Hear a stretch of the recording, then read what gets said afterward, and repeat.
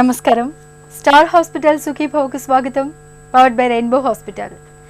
కుర్చీలో కూర్చుని హాయిగా పని చేసుకుంటున్నప్పుడు కావచ్చు, లేదా ఆరుబయట వ్యాయామం చేస్తున్నప్పుడు కావచ్చు, శారీరకంగా మానసికంగా బాగా అలసిపోయినప్పుడు కావచ్చు, మనలో కొంతమందికి ఛాతీలో బాగా నొప్పొస్తూ అసౌకర్యంగా అనిపిస్తూ ఉంటుంది. తర్వాత కాసేపటికి నొప్పితో పాటు అసౌకర్యము తగ్గిపోతూ ఉంటుంది. తరచూ వచ్చే ఈ ఛాతీ నొప్పిని భవిష్యత్తులో గుండెపోటుకు సూచికగా చెప్తారు డాక్టర్లు. గుండెను పిండేసే ఛాతీ నొప్పి గురించి ఇప్పుడు తెలుసుకుందాం.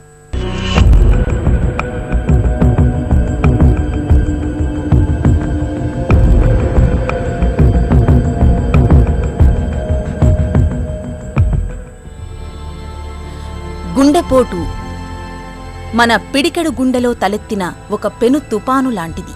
నిరంతరాయంగా నిర్విరామంగా పనిచేసే సజీవ యంత్రానికి గుండెపోటు రూపంలో సుడిగుండం ఎదురైన ఆపత్కాలంలో ఛాతీపై పెద్ద గుదిబండ ఏదో పెట్టినట్టుగా, ఛాతీ మీద ఎవరో ఎక్కి తొక్కుతున్నట్లుగా తీవ్రమైన నొప్పిలాంటి అసౌకర్యమేదో చాలా తీవ్రంగా ఉంటుంది. క్షణాల్లో ప్రాణాల మీదకు తెచ్చే సమస్య ఇది. అయితే ఇంత తీవ్రంగా లేకున్నా నిదానంగా వేధించే గుండె నొప్పి మరొకటుంది. దాని పేరే యాంజైనా. శారీరకంగా అలసిపోయినప్పుడు, విశ్రాంతిగా ఉన్నప్పుడు తరచూ ఛాతీలో నొప్పి వస్తూ పోతూ చెట్టంత మనిషిని సైతం కంగారు పెట్టేస్తూ ఉంటుంది. యాంజైనా అనేది ఈ కింద దవడ దగ్గర నుంచి బొడ్డు వరకు ఎక్కడైనా రావచ్చు అనమాట. అంటే కింద దవడలో రావచ్చు, గొంతులో రావచ్చు, లేదా ఛాతీలో రావచ్చు, లేదా కడుపులో అప్పర్ పార్ట్లో అంటే బొడ్డు పైన కూడా ఈ విధంగా వచ్చే అవకాశం ఉంటుందన్నమాట. ఈ టిపికల్ యాంజైనా అంటే టిపికల్ గుండె నొప్పి ఎలా ఉంటుందంటే బాగా బరువు పెట్టేసినట్లు, ఒక 100 పేజీలు బరువు పెట్టేసినట్లు, ఊపిరాడినట్లు ఉండటం, చేయి లాగటం, బాగా చెమట పట్టేసినట్లు ఉండటం, ఈ రకంగా ఉంటుందన్నమాట. అయితే అందరిలోనూ ఇలా టిపికల్ లక్షణాలు అనేవి ఉండకపోవచ్చు. కొంతమందిలో కేవలం గ్యాస్ నొప్పిలాగా, అంటే కొద్దిగా మంట, అంటే పొత్తు కడుపులో కానీ ఛాతిలో కానీ మంటలాగా అనిపించడం, అలా కూడా జరగవచ్చు. కొంతమందికి కేవలం చేయి లాగినట్లు అనిపించడం, లేదా కొంతమంది కేవలం మెడ నొప్పిలాగా అనిపించడం, ఇలా కూడా రావచ్చు అనమాట. అయితే ఇటువంటి లక్షణాలు ఏవైనా మనం పని చేసినప్పుడు, అంటే శారీరకంగా శ్రమ పడినప్పుడు వస్తూ ఉంటే ఇది యాంజైనా అయ్యే అవకాశం ఎక్కువ ఉంటుంది. ఇప్పుడు ఎందుకంటే మామూలుగా రెస్ట్లో ఉన్నప్పుడు హార్ట్కి అవసరం పడే రక్త సరఫరా కంటే కూడా మనం ఏదైనా పని చేసినప్పుడు ఆ హార్ట్కి ఎక్కువ రక్త సరఫరా అవసరం అవుతుంది. అంటే గుండె కండరం బాగా పనిచేయడానికి ఎక్కువ రక్త సరఫరా అవసరం అవుతుంది. ఎందుకంటే ఈ రక్తం ద్వారానే గుండె కండరానికి అవసరం అయ్యే గ్లూకోజు లేదా ఆక్సిజన్ అనేది సప్లై అవుతుంటుంది. సో ఇలా ఎక్కువ పని చేసినప్పుడు మనకి గుండె రక్త సరఫరాలో ఏదైనా పుడికలు ఉంటే రక్త సరఫరా సరిపడినంత జరగదు గుండె కండరానికి. సో దానివల్ల ఈ గుండె నొప్పి లేదా యాంజైనా అనేది వస్తుంటుంది. అయితే కొద్ది మందిలో మాత్రం ఒకవేళ గుండె సరఫరాలో బ్లాకేజెస్ తీవ్రంగా ఉన్నప్పుడు ఇవే లక్షణాలు ఏం పని చేయకుండా రెస్ట్గా ఉన్నప్పుడు కూడా రావచ్చు అన్నమాట.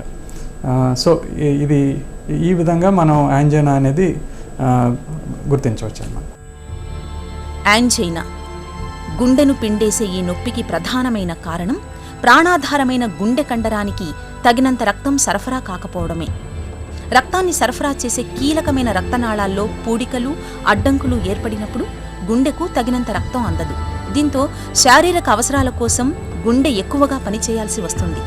దీనికి తోడు మనం ఎక్కువగా శారీరక శ్రమ చేసినప్పుడు, తీవ్రమైన మానసిక ఆందోళనకు లోనైనప్పుడు గుండె మరింత ఎక్కువగా పనిచేయాల్సి వస్తుంది. ఇలాంటి పరిస్థితుల్లో రక్తనాళాల్లో పూడికల మూలంగా తగినంత రక్తం అందక గుండెలో నొప్పి మొదలవుతుంది. ఈ నొప్పిలో కూడా మళ్ళీ స్టేబుల్ యాంజైనా అని, అన్స్టేబుల్ యాంజైనా అని 2 రకాలు ఉన్నాయి. గ్యాస్ వలన వచ్చే నొప్పి అయితే మనకి పొత్తు కడుపులో కానీ ప్రెస్ బోన్ వెనక, స్టెర్నం వెనక కానీ మంటలాగా అనిపించవచ్చు. దాంతోపాటు పులితేపులు ఎక్కువగా రావటం, ఈ విధంగా ఉండొచ్చు. అండ్ దెన్ ఈ రకమైన నొప్పి, మంట అనేది కొంతమందిలో ఆహారం తీసుకున్న తర్వాత పెరగవచ్చు, లేదా కొంతమందిలో ఆహారం తీసుకున్న తర్వాత తగ్గవచ్చు కూడా. ఏదైనా ఎక్కువ కారము, పులుపు ఇవి ఎక్కువ తీసుకున్నప్పుడు ఈ మంట ఎక్కువగా ఉండే అవకాశం ఉంటుంది. అండ్ దెన్ ఈ మంట ఏదో 5 నిమిషాల్లో 2 నిమిషాల్లో వచ్చేది కాకుండా కొంచెం ఎక్కువసేపు ఉంటుంది. అండ్ ఇది మనం పని చేసినా చేయకపోయినా కంటిన్యూస్గా ఉంటుంది అనమాట. సో ఇట్లాంటి నొప్పి ఉంటే అది గ్యాస్ నొప్పి అయ్యే అవకాశం ఉంటుంది. ఇప్పుడు అదే యాంజైనా అంటే హార్ట్కు సంబంధించిన నొప్పి, గుండె నొప్పి కూడా ఒక్కోసారి ఇదే విధంగా ఛాతీ భాగంలో మంటగా అనిపించడం అనేది ఉండొచ్చు. అయితే యూజువల్గా ఇదేంటంటే ఏదైనా పని చేసినప్పుడు వస్తుంటుంది. సో పని చేసినప్పుడు రావటం అండ్ పని ఆపంగానే వెంటనే తగ్గటం, ఇలాంటి లక్షణాలు ఉంటే అది హార్ట్ పెయిన్ యాంజైనా అయ్యే అవకాశం ఎక్కువ ఉంటుందన్నమాట. అయితే కొద్ది మందిలో మాత్రం అది గ్యాస్ నొప్ప లేదా హార్ట్కు సంబంధించిన ప్రాబ్లం వల్ల వస్తున్న నొప్పి అనేది మనం పరీక్షలు చేస్తే తప్ప డిఫరెన్షియేట్ చేయలేం.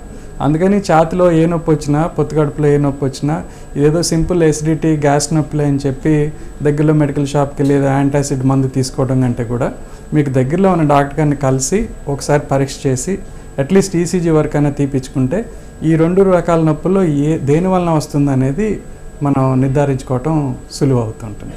ఈసీజీతో పాటు ఇంకా నెక్స్ట్ స్టెప్లో చేసే పరీక్షలు ఏంటంటే ఎకోకార్డియోగ్రఫీ అని చేస్తాం.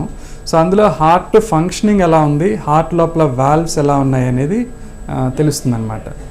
కొద్ది మందిలో మాత్రం మనకి ఎలా ఉంది బ్లడ్ సర్క్యులేషన్ అనేది తెలుసుకోవడానికి ట్రెడ్మిల్ టెస్ట్ అనేది చేస్తుంటాం. ట్రెడ్మిల్ టెస్ట్ అంటే ట్రెడ్మిల్ మీద నడిపించి ఆ సమయంలో మీ ఈసీజీ ఎలా ఉంది, మీ హార్ట్ రేట్ ఎలా ఉందనేది చెక్ చేస్తుంటాం అనమాట. ఒకవేళ ఇది ఎసిడిటీకి సంబంధించింది, గ్యాస్కి సంబంధించిన నొప్పి అని అనుకుంటే హార్ట్ నొప్పి నుంచి డిఫరెన్షియేట్ చేయడానికి ఎండోస్కోపీ అనే టెస్ట్ కూడా జనరల్లీ చేస్తుంటాం. ఎండోస్కోపీను అల్ట్రాసౌండ్ అబ్డోమెన్ అనేవి చేస్తుంటాం. ఈ పరీక్షలు చేయడం ద్వారా దేని వలన వస్తుంది నొప్పి, ఛాతిలో నొప్పి అనేది నిర్ధారించుకోవడం సులువు అవుతుంటుంది.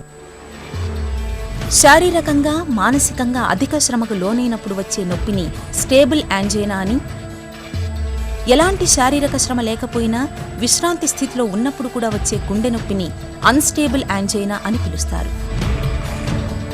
ఈ రెండింటిలో అన్స్టేబుల్ యాంజైనాను ప్రమాదకరమైన గుండె నొప్పిగా చెప్పుకోవాలి.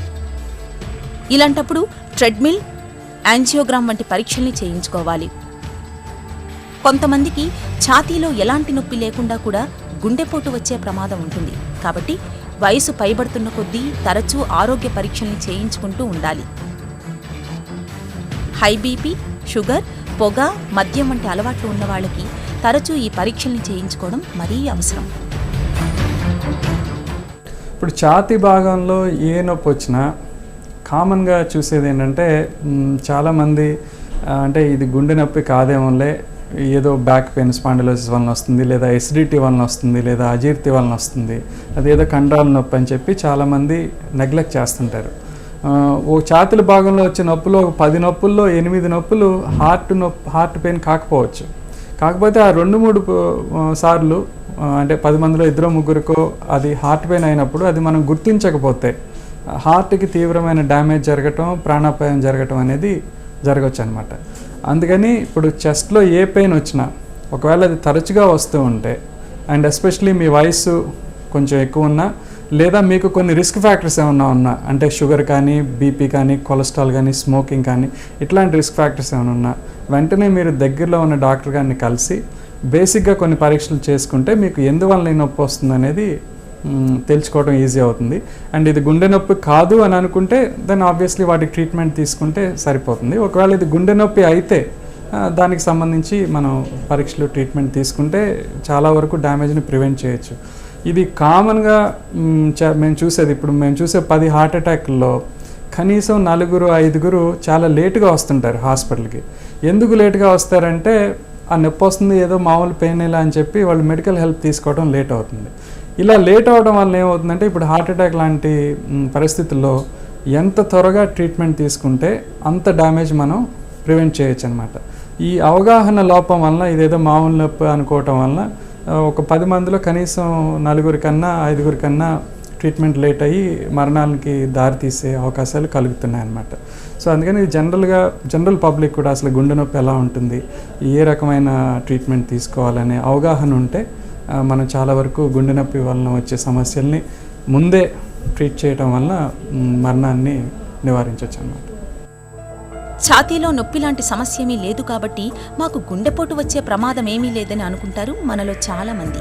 నిజానికి యాంజైనా అంటే ఛాతీలో నొప్పి లేకుండానే గుండెపోటు వచ్చే ప్రమాదం ఎప్పుడూ ఉంటుంది. అలాగే ఛాతీలో నొప్పిగా ఉంటున్నప్పుడు అది గ్యాస్ ట్రబుల్ మూలంగా వస్తున్న నొప్పిలే అని నిర్లక్ష్యం చేయకూడదు. ఛాతీలో నొప్పికి కారణం ఏదైనా కావచ్చు. ఒకసారి డాక్టర్ దగ్గరకు వెళ్లి ట్రెడ్మిల్, సిటీ యాంజియోగ్రామ్ వంటి పరీక్షల్ని చేయించుకోవటం మేలు. గుండెకు సమస్యలు పెరుగుతున్నాయని తెలిసినప్పుడు ఆహారం, వ్యాయామం విషయంలో తగిన జాగ్రత్తలు తీసుకోవడం, కొలెస్ట్రాల్ను అదుపులో ఉంచే స్టాటిన్ మందుల్ని వాడుకోవడం ద్వారా గుండె ఆరోగ్యాన్ని కాపాడుకోవచ్చు. గుండెపోటు ముప్పును చాలా వరకు నివారించుకోవచ్చు.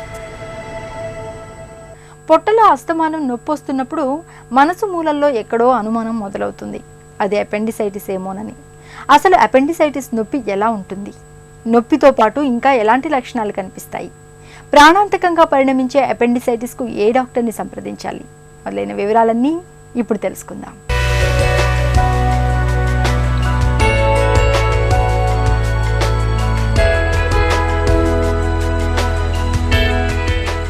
జబ్బేమిటి? డాక్టర్ ఎవరు? వ్యాధి అపెండిసైటిస్.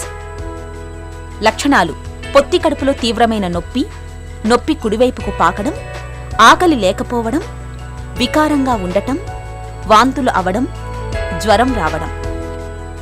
ఏ డాక్టర్ని సంప్రదించాలి? జనరల్ సర్జన్ లేదా సర్జికల్ గ్యాస్ట్రోఎంట్రాలజిస్ట్. రోజుల తరబడి అదే పనిగా దగ్గుతూ ఉంటే టీబీ ఉందేమోనని అనుమానిస్తాం.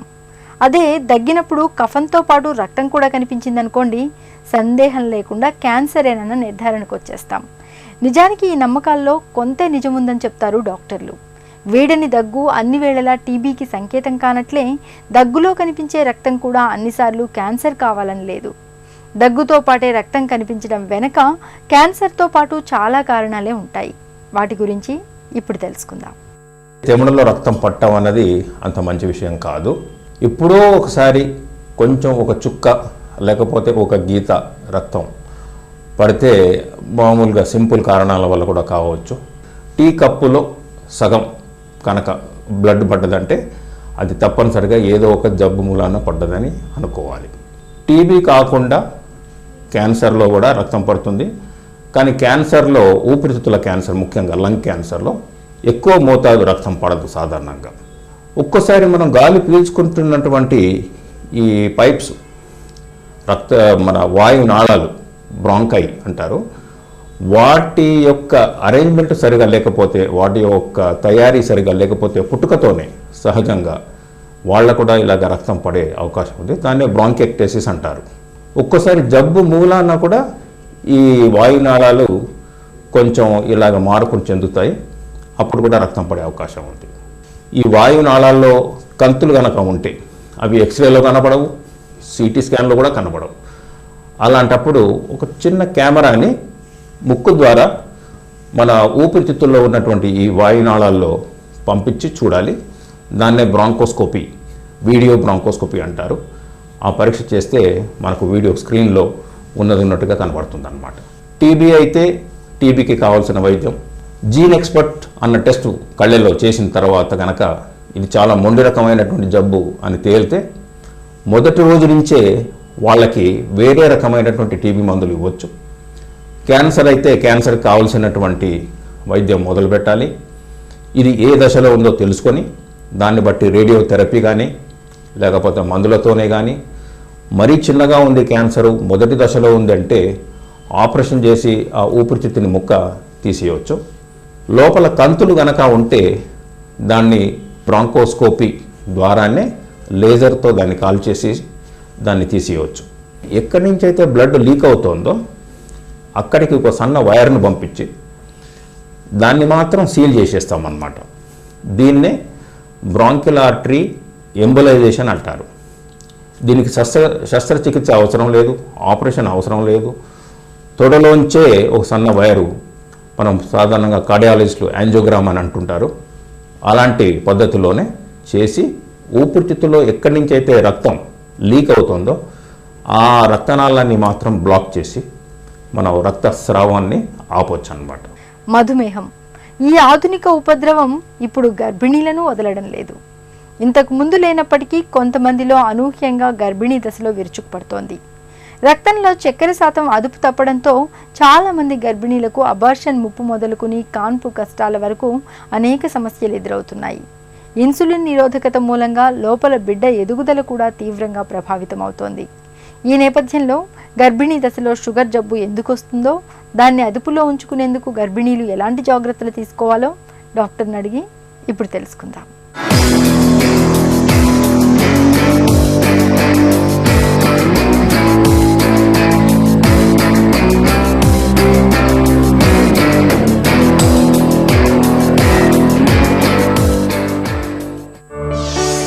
జెస్టేషనల్ డయాబెటీస్ అంటే ఏంటి?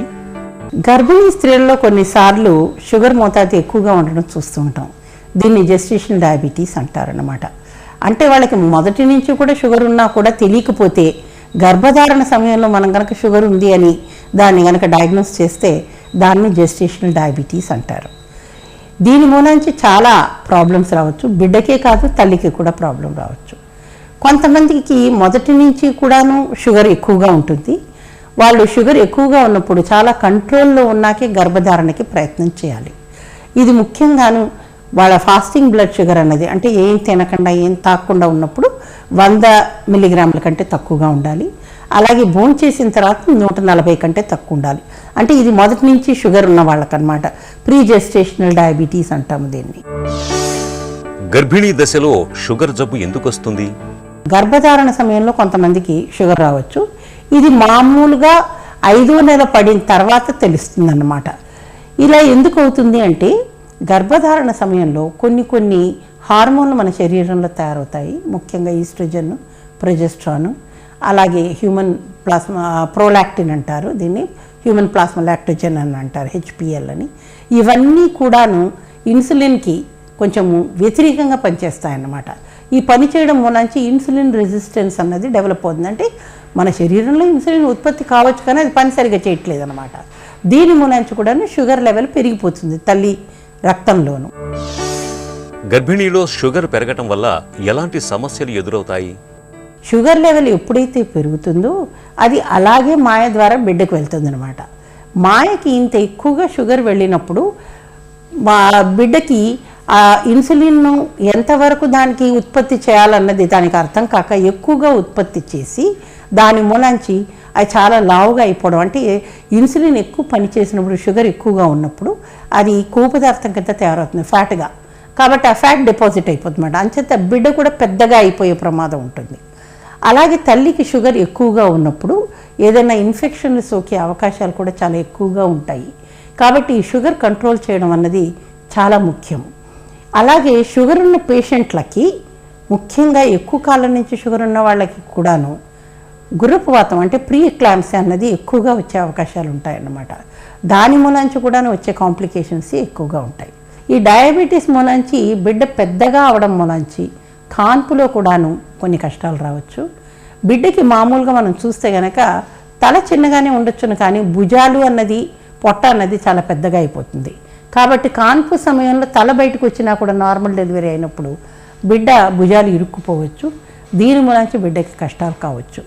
ఇంతే కాకుండా షుగర్ ఎక్కువగా అయినప్పుడు సడన్గా మాయ పనిచేయడం తగ్గినప్పుడు, నెలలు నిండినప్పుడు బిడ్డ చనిపోయే ప్రమాదం కూడా ఉంటుందన్నమాట. గర్భిణీ దశలో షుగర్ జబ్బును ఎలా అదుపులో ఉంచుకోవాలి? ఈ షుగర్ లెవెల్ గనక మనం చూస్తే గర్భిణీ స్త్రీలలో ఇది మామూలుగా ఫాస్టింగ్ బ్లడ్ షుగర్ అన్నది 90 దాటకూడదు. భోంచేసిన తర్వాత 120 దాటకూడదు అనమాట. చాలామంది ఏమనుకుంటారంటే 100-140 అన్నది నార్మల్ కదా మామూలుగా ఉండే స్త్రీలలోనూ, మరి గర్భిణీ స్త్రీల్లో ఇది ఎందుకు ఇంత తక్కువగా చూడాలి అన్నదానికి ఒకటే సమాధానం. ఎందుకంటే ఈ షుగర్ అన్నది బిడ్డకి వెళ్తూనే ఉంటుంది, క్రమంగా 24 గంటలు వెళ్తుంది. దీన్ని ఫెసిలిటేటెడ్ ట్రాన్స్పోర్ట్ అంటాం అన్నమాట. అంటే మాయ ద్వారా మాయ పని చేయకుండానే ఈ గ్లూకోజ్ అనేది బిడ్డకి వెళ్ళిపోతూ ఉంటుందన్నమాట. ఈ బిడ్డ ఎప్పుడైతే ఎక్కువగా ఇన్సులిన్ ఉత్పత్తి చేయలేకపోతుందో అప్పుడు ఈ ప్రాబ్లము బిడ్డ మీదంతాను చాలా ప్రాబ్లమ్స్ వచ్చేదానికి దోహదపడతాయి అన్నమాట. ఈ ప్రాబ్లం రావడానికి కారణం ఏంటంటేను ఎక్కువ షుగర్ అయినప్పుడు తల్లి ఇంకా ఎక్కువగా ఇన్సులిన్ ఉత్పత్తి చేయాలి, కానీ ఆమె అంటే ప్యాంక్రియాస్ అది ఎప్పుడైతే క్లోమం అంటారు దీన్ని, ఈ క్లోమం ఎప్పుడైతే ఇన్సులిన్ ఎక్కువగా ఉత్పత్తి చేయలేకపోతుందో అప్పుడు వీళ్ళకి ఎక్కువగా షుగర్ అయిపోయి డయాబెటీస్ అన్నది మేము డయాగ్నోస్ చేస్తామన్నమాట. డెలివరీ అయిన తర్వాత కూడాను ఈ షుగర్ అన్నది కంట్రోల్లో వచ్చిందా లేదా అన్నది చూసుకోవాలి. మామూలుగా ఇది జెస్టేషనల్ డయాబెటీస్ అయితే కనుక 6 వారాల లోపు వాళ్ళ షుగర్ నార్మల్కి వచ్చేస్తుంది. అలా కాకుండా వాళ్ళకి మొదటి నుంచి షుగర్ ఉంటే మాత్రము అది నార్మల్గా రాదు. అలాంటప్పుడు వాళ్ళు ఎప్పటికీ కూడాను షుగర్ కంట్రోల్కి డయాబెటాలజిస్ట్ దగ్గర, అంటే ఎండోక్రినాలజిస్ట్ దీనికి ప్రత్యేకమైన నిపుణులు ఉంటారు, వాళ్ళ దగ్గర చికిత్స తీసుకోవాలి. గర్భిణీ దశలో షుగర్ జబ్బుకు ఎప్పుడు వైద్య సాయం అవసరం? గర్భధారణ సమయంలో సామాన్యంగా మేము ఇన్సులిన్నే వాడతాము షుగర్ కంట్రోల్కి. మాత్రలు వాడము. కాబట్టి ఇన్సులిన్ తీసుకుంటే ఒకసారి ఎప్పటికీ ఇన్సులినే తీసుకోవాలేమో అని చాలామంది భయపడుతూ ఉంటారు. అలాంటిది ఏమీ జరగదు. కాన్పు అయిన తర్వాత మళ్ళీ వాళ్ళు ఇన్సులిన్ మానేసేయవచ్చు. కానీ ఈ జెస్టేషనల్ డయాబెటీస్ వచ్చిన వాళ్ళు క్రమం తప్పకుండా కనీసం ప్రతి 6 నెలలకు ఒకసారైనా షుగర్ టెస్ట్ చేయించుకుంటూ ఉండాలి. ఎందుకంటే వాళ్ళకి 10 ఏళ్ల లోపు నిజంగానే షుగర్ వచ్చే అవకాశాలు 50% కంటే కూడా ఎక్కువగా ఉంటాయన్నమాట.